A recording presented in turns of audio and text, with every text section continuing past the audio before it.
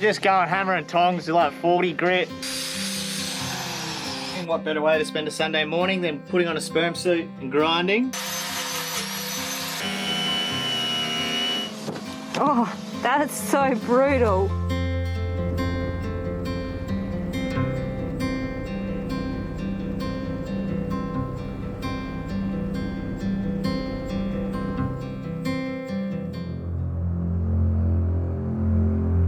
We are on a rock, we are on the reef.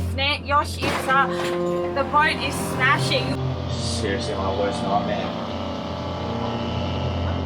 Is there any way we could seal that?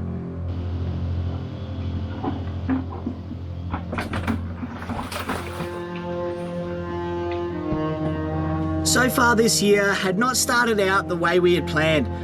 A mooring we were on failed during a heavy squall in the night and Nandji ended up on the reef. That's not where Nandji's meant to be. Fuck. With some help from the Thai rangers in the morning, we managed to get Nandji floating again and out of the reef into the deep water. The decision was made to travel the 50 nautical miles back to the boatyard where ironically we had left just weeks before. Our ordeal was only just beginning as we travelled around Thailand trying to deal with an emergency situation in a foreign country. So today, the nightmare pretty much just continued. I just still feel super shook up from what's happened. It doesn't need to be this way. But unfortunately, while we're in Thailand, we have to play by their rules. After over a week of red tape, everything was finally in order and we could concentrate on repairing our home. The portside hull had taken the bulk of the damage and had 4 noticeable compressions in the hull. The bottom of the keel was banged up and the rudder completely destroyed, split and bent. I tell you, there is nothing like therapy with a grinder and fixing the damage to make myself feel better. However, with a limited visa timeline, we have a lot of work to complete to get Nandji sailing again. It's so soft out there. Yeah, that's just... Yeah. This... That's because there's no glass on the back of that now either, Or because wood. it's all sanded off. Is there no wood there too in some parts? It's just the broken wood. And so now that's the hollow glass, so that's delaminated off of the wood. God, I can't believe it. I think the way Nandji's hull has been built is like the best. Yeah. It's so like...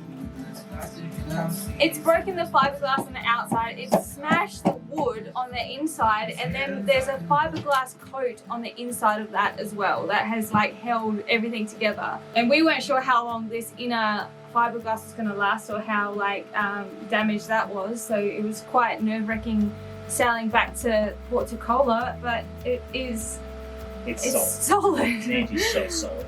It is the best. I'll tell you now, it may look solid now, but it's going to be scary when I grind like this glass here and the wood falls out and there's a big hole in our hull.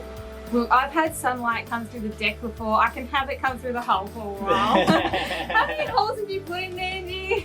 We have done so much work on Nandji and I never thought we'd be doing hull work. I never thought I'd be replanking the hull. I think maybe very true. We always say, you know, we could definitely, the only thing that we haven't done is change the hull. And but now we can say we have. So like, we could rename Nandji again if we wanted to. We have earned it.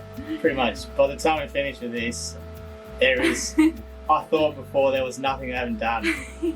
The mast is the only thing. So oh, don't even say that. We don't want to drop the We mast. don't want to drop the mast. Oh, it's just all another lesson a learning thing, isn't it? You know, we're learning things we didn't think we had to learn, you know? Yeah.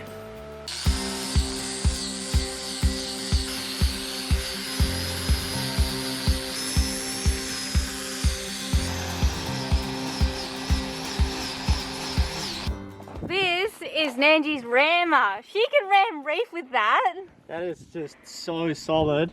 I've cleaned it all up and made it smooth, and I'll put glass around there just for the sake of putting more glass there, but it was a bit damaged, but not bugger all, you know. We were ramming shit with that left, right and centre. Yeah. Hardly any damage at all. So whoever did that it's the icebreaker. Whoever did that glass job previously, Jeff, if that was you, mate. Save the boat. More glass the better, eh? What are you using to do this?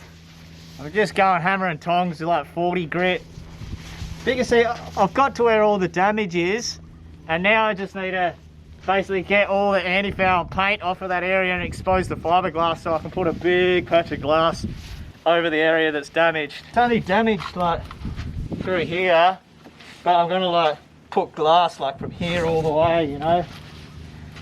So there's like the damage is like that big, but I'm gonna put a glass like that, you know, like so. Yeah.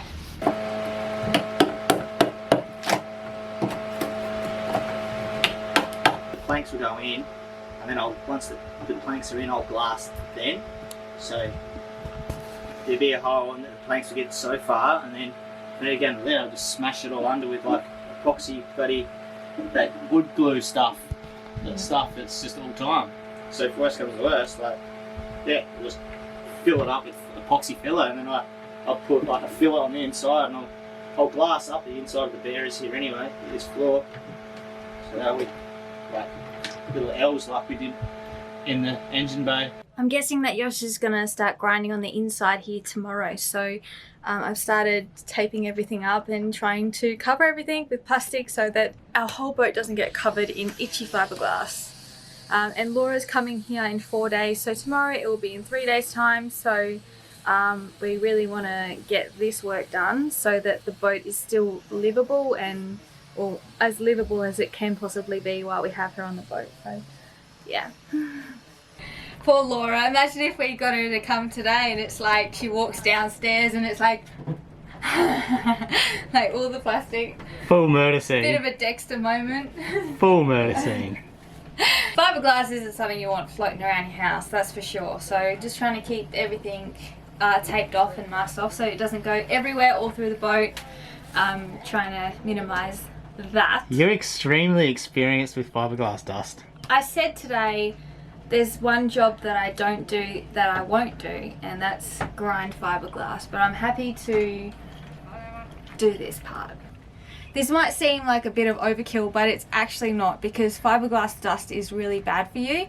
It's like these tiny little pieces of glasses that can, they go inside your skin and they make you really itchy and rashy, and if you inhale them, imagine these little tiny bits of glass going down through your throat and into your lungs. If they go into your lungs, they can stay there, so it's really bad for you. And so we're just doing everything that we can to try to minimize the spread of it around the boat. Today is a very good day. It is Sunday morning. What better way to spend a Sunday morning than putting on a sperm suit, getting inside the plastic bubble you're making in your saloon, and grinding. And grinding. And grinding. After a full jam-packed day of fun Sunday, I'd completed grinding the inside paint back to glass and cutting out all the damage and delaminated fiberglass. There were days on end I spent with the grinder in my hands, sanding off the anti-foul back to the bare fiberglass on the outside. I proceeded to take off the glass around the damaged areas to expose the broken timbers. Once the damage was found, it was then the confronting time of cutting massive holes in the side of the hull.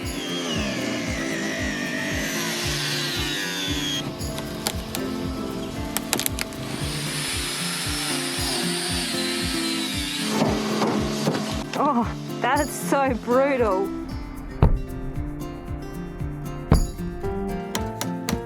It's got to get worse to get better. And right now it's getting worse.